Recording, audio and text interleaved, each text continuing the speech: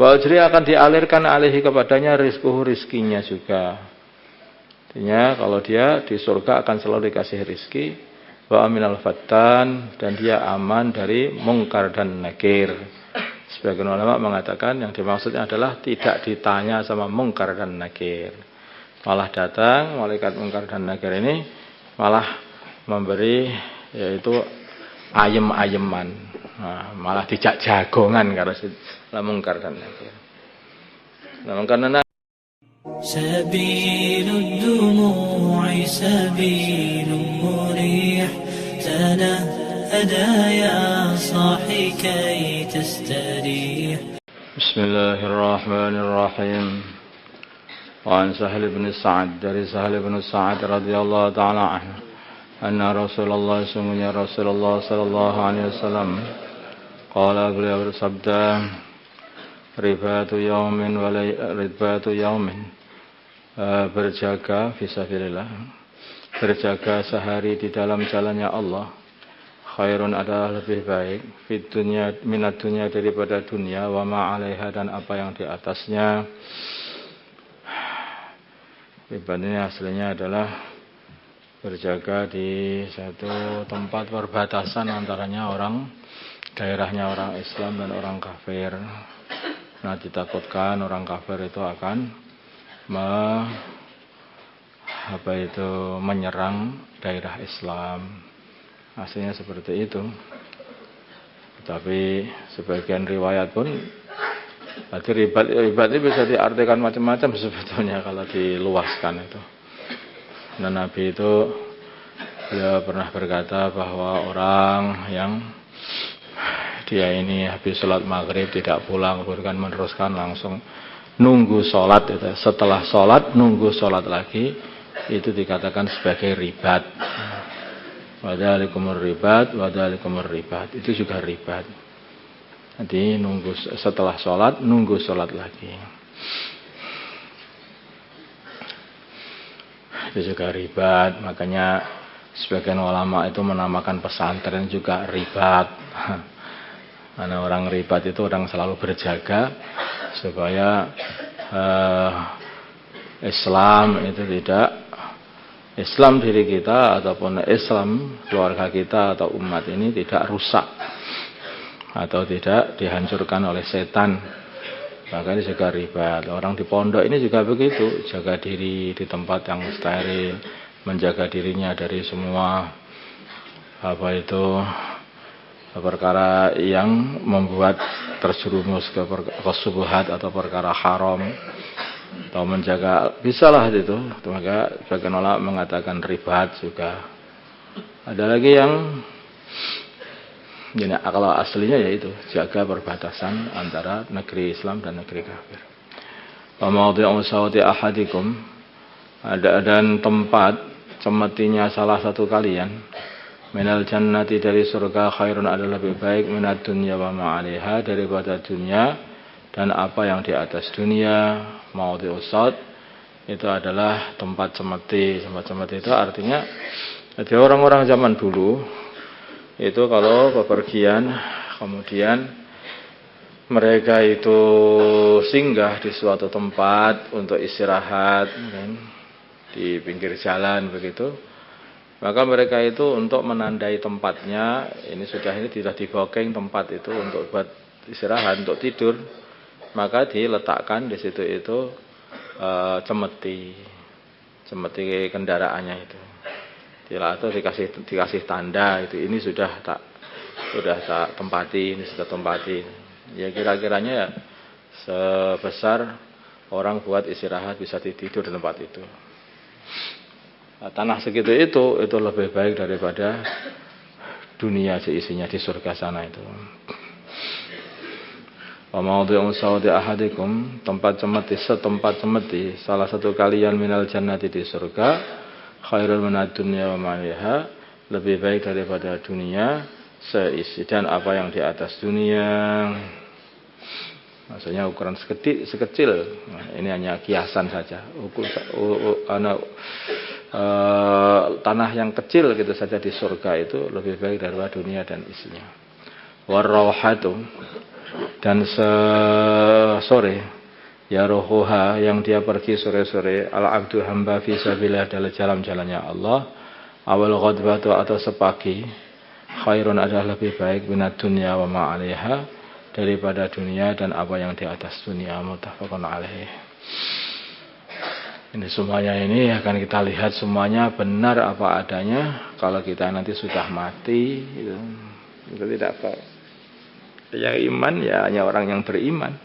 Kalau orang tidak beriman ya bagaimana bisa dipaksa untuk iman? Oh, iman sendiri itu juga hadiah, pemberian dari Allah SWT. Pemberian dari Allah. Hanya orang-orang tertentu sajalah yang diberi oleh Allah, dikasih hidayah oleh Allah. Wa an Salman radhiyallahu ta'ala anhu qala, berkata Salman, sami itu aku mendengar Rasulullah sallallahu alaihi wasallam yaqulu, beliau bersabda, ribat yaumin wa lailatin, ribat sehari dan semalam, khairun min siyami syahrin wa qiyamihi, lebih baik daripada puasa sebulan dan menyolati malamnya selama sebulan juga. Jadi artinya amalan itu tingkatannya beda-beda. Ada amalan itu sedikit tapi pahalanya itu besar. Amalan itu banyak tetapi dia ini pahalanya seperti amalan yang besar tadi walaupun itu sedikit. Kenapa? Karena ribat ini resikonya juga lebih besar daripada orang itu di rumah puasa, sholat begitu saja. Sholat setiap malam, puasa setiap siang, itu baik dan pahalanya enggak karuan juga, kita enggak akan bisa menghitungnya. Tapi ribat, yaitu berjaga fisabilillah, yang resikonya sangat tinggi, bisa jadi dia ini juga resikonya mati gitu. Maka orang seperti ini walaupun hanya sehari semalam pun itu nilainya itu lebih baik daripada puasa dan sholat sepanjang sebulan. Jadi semakin tinggi resiko di dalam memperjuangkan agama ini ya semakin besar pula pahalanya di sisi Allah. Makanya orang masuk Islam di awal-awal dan orang masuk Islam di akhir berbeda, derajatnya di sisi Allah itu sangat berbeda. As-sabiqunal awwalun, orang yang awal-awal masuk Islam, ya itu enggak bisa enggak bandingkan dengan orang-orang yang masuk Islam setelahnya. Enggak bisa dibandingkan. Orang yang dulunya ikut perang Badar tinggi sekali ini. Perang pertama kali resikonya paling tinggi itu ya perang Badar. Makanya mereka ini mempunyai yaitu derajat yang sangat-sangat tinggi. Sampai Nabi mengatakan, Allah telah berkata kepada ahlul Badar, wahai ahli Badar, berbuatlah semaumu, semua dosa-dosamu sudah tak ampuni, katanya. Kayak seperti itu. Artinya apa gini? Berarti ini sudah enggak sholat, enggak puasa, enggak. Jadi kalau seseorang itu sudah mencapai level tingkatan kedekatan dengan Allah, pernah mengambil resiko yang tinggi sekali di dalam membela agama Allah, itu orang seperti ini langsung nanti mata, telinga, tangan, kaki, seluruh anggota badan akan dibimbing terus oleh Allah sehingga tidak mudah untuk berbuat maksiat. Kalaupun seumat terpeleset pun akan diampuni oleh Allah. Tapi tidak mudah untuk berbuat maksiat. Kalau kita ini masih bolak-balik maksiat lagi, yang seperti itu belum pernah pol di dalam berbuat ketaatan. Cobalah polkan saja, habiskan betul itu dalam ibadah, mungkin sholat, habiskan waktumu dalam puasa, habiskan dalam zikir.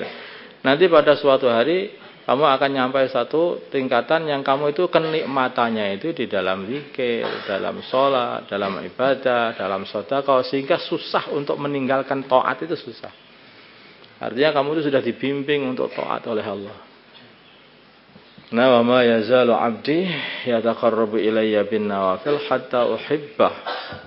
Fa idza ahbabtuhu kuntu sam'ahu alladhi yasma'u bihi wa basarahul ladzi yubsiru bihi wa yadahul ladzi yabtisu biha wa rijlahul ladzi yamshi biha. Jadi begitu.